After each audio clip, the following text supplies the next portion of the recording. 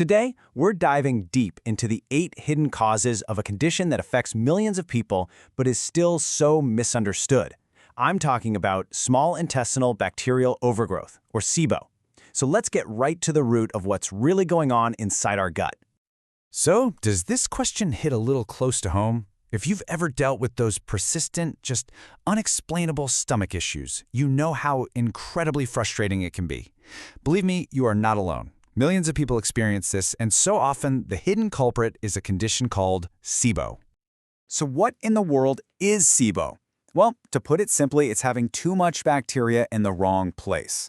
See, your small intestine is designed for absorbing nutrients, and it's supposed to have very few bacteria. When the bacteria that belong in your large intestine decide to move in and set up shop, they start fermenting your food, and that leads to all those uncomfortable, frustrating symptoms. To really get how SIBO happens, first we have to understand how our gut is supposed to work. You can think of it like a really high-tech security system. So, how does it normally keep all the troublemakers out? Your digestive system is basically a fortress. I mean, it's got these powerful defenses, everything from super corrosive stomach acid to these muscular waves, all designed to keep bacteria under control. SIBO happens when those walls are breached, when that security system fails. All right, so what causes this whole system to break down? Well, SIBO doesn't just happen randomly. It's almost always a symptom of a deeper issue. So let's unmask the 8 primary suspects. We're going to break down 8 distinct root causes. And you should keep in mind, it's often a combination of these things working together, which is exactly why finding a solution can be so darn tricky. Let's start with our very first line of defense. First up, low stomach acid.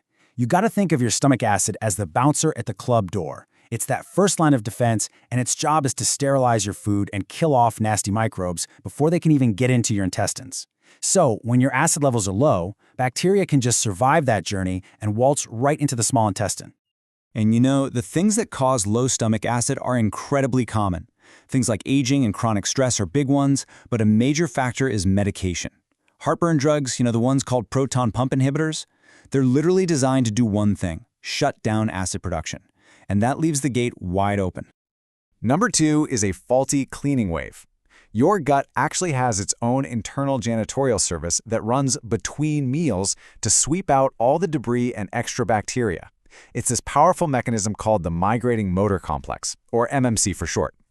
The MMC is amazing. It generates these powerful waves that literally scrub the small intestine clean, pushing everything down the line. But, and this is a big but, this cleaning cycle only turns on when you're fasting. So constant snacking, being stressed out, or even a bad case of food poisoning from years ago can shut it down. And that leaves bacteria behind with plenty of time to multiply. Because number 3 is all about poor motility. Your intestines really rely on this coordinated dance between nerves and muscles to move things along. But if that movement slows down, say from nerve damage from a condition like diabetes, well, bacteria just have more time to hang out and overgrow before they get pushed out. This one gets overlooked all the time. Bile from your liver and enzymes from your pancreas, they don't just digest your food. They also have natural antimicrobial properties that help keep bacterial levels in check. So when the flow of bile or the release of those enzymes gets messed up, we lose another really key protective mechanism. Okay, now for causes 5, 6, and 7. These 3 often create the perfect storm. You've got chronic stress, which we know weakens stomach acid and slows everything down. Then, a single bout of food poisoning can cause lasting nerve damage that messes with your motility for years. And all of this can lead to slow bowel transit. In other words, constipation, which just lets bacteria sit around and thrive. And the 8th root cause is medication. We already talked about those acid blockers, but honestly, the list just goes on. Antibiotics can totally disrupt the gut ecosystem. Opioids can grind motility to a halt, and even some common antidepressants and blood pressure meds can interfere with your gut's natural defenses. So, we've identified all the suspects. Now, how do you actually catch the culprit, and what's the game plan for treatment? The gold standard for diagnosis is a really simple, non-invasive breath test. It's pretty straightforward. You drink a sugar solution, and then you breathe into these little collection tubes every so often for a few hours. The bacteria in your small intestine will ferment that sugar and produce gases like hydrogen or methane. If you have high levels of those gases in your breath, that's a really clear sign of overgrowth. When it comes to treatment, there are really 2 main ways of thinking about it.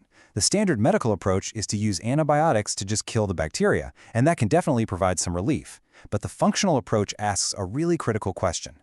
If you have a leaky pipe in your house, what's the point of just mopping the floor over and over? It says that unless you address the root cause, the leaky pipe, the problem is almost certainly just going to come back. And that brings us to our final and maybe most important section, prevention. Because once you've cleared the overgrowth, the real goal is to make sure it doesn't come back. You know, the key to long-term success is really strengthening your gut's own defenses. This means you have to keep addressing your specific root cause and also make some simple lifestyle shifts. For instance, just allowing 4 to 5 hours between your meals gives that cleaning wave a chance to actually do its job. Managing stress, supporting your digestion, these things are absolutely fundamental to keeping SIBO away for good.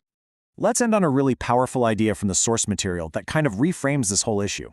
It says, SIBO is not always an illness, but a manifestation of some underlying digestive dysfunction.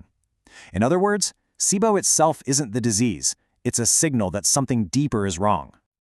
By treating the root cause and not just the symptom, you create the possibility for real lasting relief. So, the real question becomes, what is your body trying to tell you? Really listening is the very first step toward taking back your digestive health.